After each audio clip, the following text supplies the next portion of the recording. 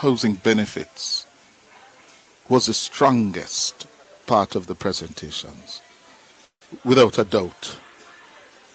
It was the section that he was most convincing in terms of his delivery.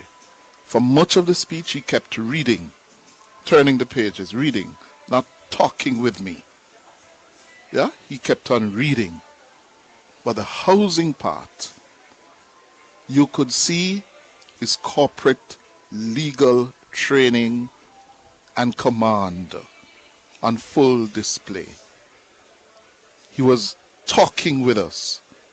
Housing, affordable housing, accessing affordable housing has been a problem, a challenge for Jamaicans for many, many decades.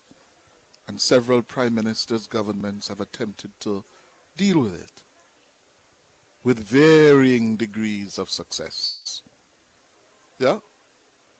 I think the one that has achieved virtually legendary status when it comes to providing solutions to housing is Michael Manley, when he created the National Housing Trust back in the mid-1970s. And interestingly, it is that organization, the National Housing Trust, the NHT, that successive prime ministers have relied on to a great extent to really deal with the problem of access and affordability for Jamaicans where housing is concerned.